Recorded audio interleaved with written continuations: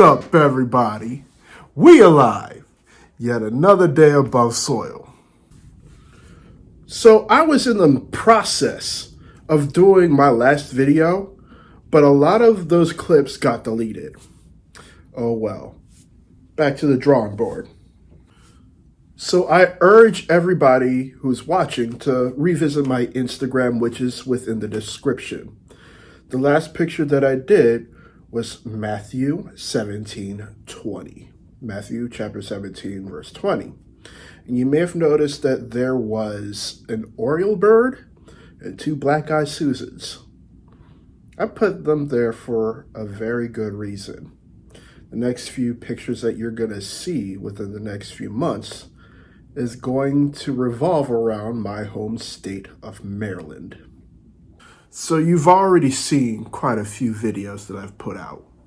I've done quite a few art videos, and I've also done a couple of things where I cook. And then there's other videos where I talk about life, where I philosophize and I talk about ethics and living a life that is a good life.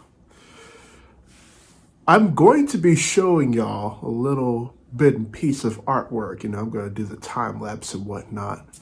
But I'm going to do this in a way that's different.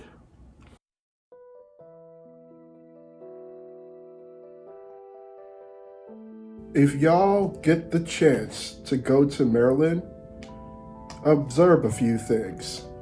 We love Old Bay, we love crabs, and we love our flag. You would see it on our masks, you would see it on our shoes.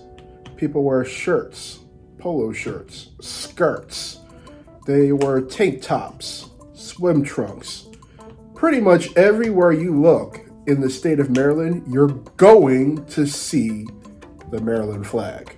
No exceptions. It's not like any flag in the United States, let alone the world. Once you see Maryland's flag, you really can't unsee it.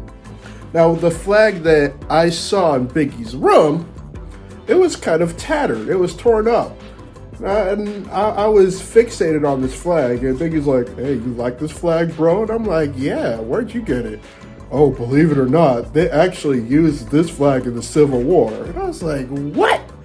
They used this flag in the Civil War? But Maryland's flag wasn't even adapted until after the Civil War. He's like, yeah, man, this flag has been in the Civil War. So I looked at the flag, I looked at the tag, and it said 1989 on it. And I'm pretty sure that the Civil War didn't take place in 1989. Just an observation. But Biggie had me going for a very, very long time. And then he was moving from room to room. He said, bro, I kind of don't want this flag. Me and the roommate that I have don't even live or come from Maryland. You want it? And I was like, you want me to have this flag? He's like, yeah, bro, you can have it. Till this day, I still have the Maryland flag. Quite honestly, I have a lot of pride for the Maryland flag. So much pride that I have made the decision to make my rendition of the Maryland flag, and I will proudly display it wherever. Along with my pride of the Maryland flag, there's a lot of stories of me and my time growing up in Maryland. When I was in high school, during my junior year, I had to do community service.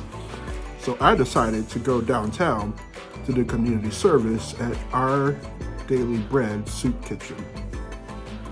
I don't think it's in the same location right now, but when I was in high school, it was on Cathedral Street. It was right across from the Ena Pratt Free Library. Our Daily Bread soup kitchen wasn't very far from City Hall. And at City Hall, there was a lot of chessboards. And there would be people sitting in front of City Hall, either looking at their chessboard or they would be playing chess with other people. So there was some times where I decided to play chess myself. I don't know, I saw people from many different walks of life. I saw people younger than me. I've seen people who are much older. I've seen people who are very rich. And I've seen some people who are not so rich. But during my time of playing chess near City Hall, I couldn't help but remember this one person. Back then, this was a sort of elderly man. He was between his 50s and 60s.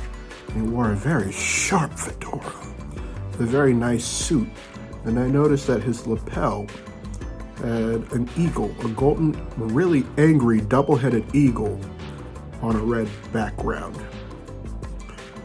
And he'd sit at my table, and he would look me dead in the eye. Indirectly, I knew he wanted to play some chess, so I started. And the thing is, I played this individual way more than 5 times. And every time I played this individual, he would end the game by saying, "Checkmate." And then he would walk away mysteriously.